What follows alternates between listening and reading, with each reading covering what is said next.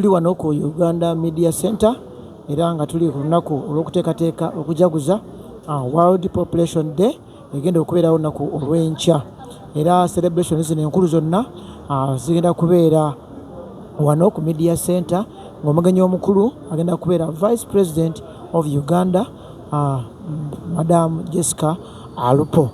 So tubakubiriza mwenna to enjoy and celebrate with us, with the nation, World Population Day eyambako okumanya abantu tuli bameka tutakateekera mu Uganda. So tubadde ne Minister Amos Lugoloobi, Minister for Planning and Development, ate enkya tukusuubira okubeera ne Vice President of Uganda, retired Major Jessica Alupo.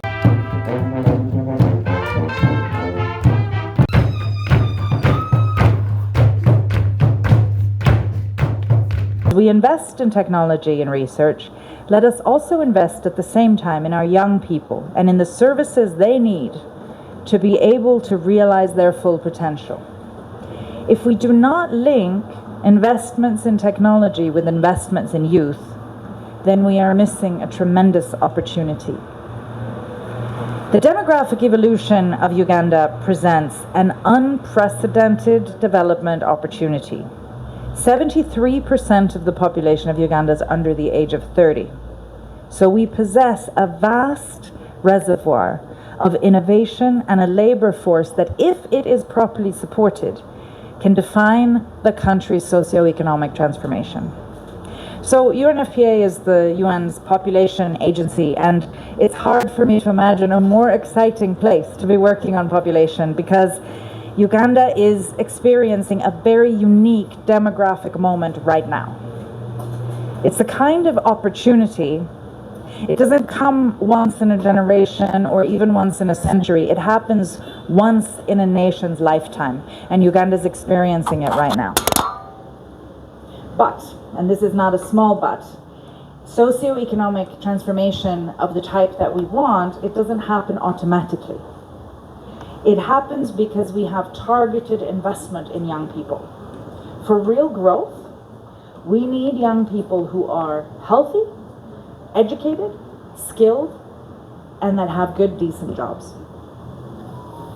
So, consequently, technology and research are essential, but in and of themselves, they are not enough.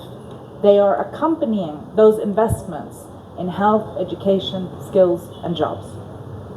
Right now, Uganda is losing 24% of its teenage girls every year to teenage pregnancy and school dropout. Age can derail a person's future, and it can act as a major barrier to finishing education and to getting anywhere professionally and with everything that comes with that. When a girl becomes a mother before she's ready, and before she's had a chance to finish school or build her skills, her path to a future income is often abruptly interrupted. And that traps her in a cycle that's hard to break. So it's not just about those immediate challenges that she faces as a child who's raising a child, it's also about her future missed opportunities. Simply by delaying the onset of childbearing, we can give these girls a space to learn and gain experience. But here's the thing, of course, it's not only about that individual girl. When we talk about that individual girl and her potential, we are actually talking about the potential of the nation. This is why the government of Uganda's focus in its 4th National Development Plan on human capital. That we have a population with a huge potential, and we want to unlock that potential. How do we unlock it? By using technology, research, and innovation. When we talk about technology, some people tend to overcomplicate it.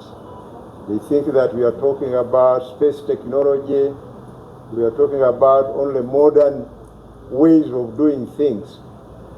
Technology can be any means you are using to produce something, whether a service, whether a product. For example, predominantly in Uganda we use a hand hoe to produce. Other people use tractors. In our case, the tractor we are using, the handhold we are using is the technology that we are using. In other countries where they use tractors, that's the technology they are using. So whereas we may refer to a handhold being rudimentary technology, a tractor is modern technology. So I thought I should attempt to demystify these terms so that people listening to us can understand what we are talking about. So when we talk about technology, it's not something for the Japanese, the Chinese, the Bazungu, but it's also for us wherever we are. We are deploying technology to work. The key question is, what technology or what level of technology are you using? Now, to get to advanced technologies, research is very critical. And this research can also be broadened beyond science to social science, in economic science, management science. So these are very broad concepts. They apply even to you. You are here. What technology are you using? I'm looking at microphones here in front of me. They are of different technologies. I can see some of the microphones you are using, rudimentary technology. Others are very modern technologies. So now, this year's theme is very critical for us. We have been lagging behind in terms of the technologies that we use, while others have been sprinting so fast ahead of us, and we are trying to chase them. And we are fighting for the same space in terms of the markets where we sell products. Now, we have to render ourselves very competitive if we are to catch up with these people who are running ahead of us. So that was by way of trying to make everybody understand. Also does not have sanitary facilities, toilets, and it does not have sources of income. The school is too far away to access. Health facilities are too far away to access. That population is multidimensionally poor. We are accustomed to the income poverty indicator. In that indicator, in terms of income, we are doing quite well because poverty levels have reduced to about 16% of the population of households. We are doing very well, but it's not only about income. If you want to effectively measure poverty, the UN family introduced this new concept for us, which we are now measuring. Therefore, poverty remains predominantly rural and is often associated with low productivity.